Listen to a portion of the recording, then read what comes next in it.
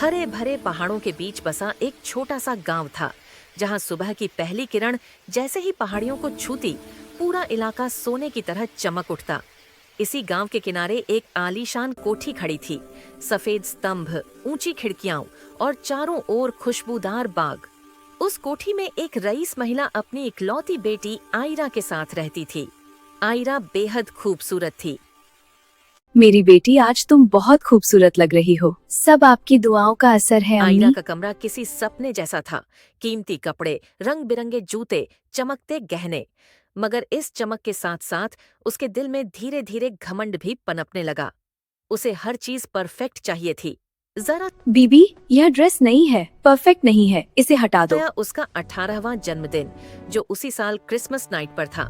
पूरी कोठी रोशनी से जगमगा उठी। सजावट, मेहमान, तोहफे, सब कुछ भव्य था।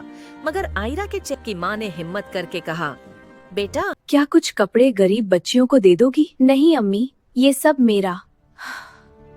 पार्टी के अंत में माँ ने उसे एक सादा सा लिफाफा दिया। यह तुम्हारी दादी ने तुम्हारे लिए छोड़ा है। उस रात नींद आयरा से कोसों दूर थी। आधी रात वह लिफाफा लेकर बेसमेंट पहुंची। वहां एक पुरानी अलमारी से अचानक सुनहरी रोशनी फूटी और आयरा खींचती चली गई। जब आंख खुली, वह एक जादुई दुनिया में थी। उसके सामने एक रोशन चेहरे वाली परी खड़ी थी। मैं फेरी गॉड मदर हूँ, परी ने कहा, और तुम्हें यहाँ इसलिए लाया गया है ताकि तुम अपने दिल को पहचान सको। जादुई सफर पहला दृश्य एक गरीब घर का था। दो छोटी बच्चियां, पुराने कपड़े, मगर आंखों में उम्मीद। अम्मी, क्या इस क्रिसमस हमें नई फ्रॉक मिलेगी? आयरा की आंखें नम हो गईं। दूसरा उसकी अपनी नौकरानी का था। बीमार माँ, छोटा बच्चा और आर्थिक तंगी। आयरा का सिर झुक गया।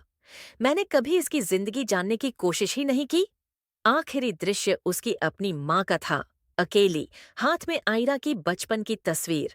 उस पल आयरा समझ गई, घमंड सिर्फ दूसरों से नहीं, अपनों से भी दूर कर देता है।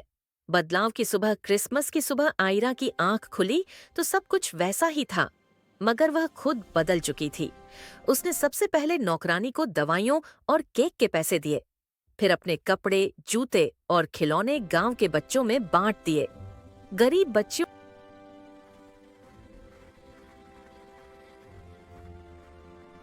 हाथों से केक बनाया। अम्मी, मुझे माफ कर दीजिए, माँ ने उसे गले लगा लिया। बेटा, तुम्हारा दिल बदल गया, इससे बड़ी खुशी क्या होगी? आयरा मुस्कुराई। अब मैं सिर्फ अपने लिए नहीं, दूसरों के लिए भी जीऊंगी। यह क्रिसमस सच में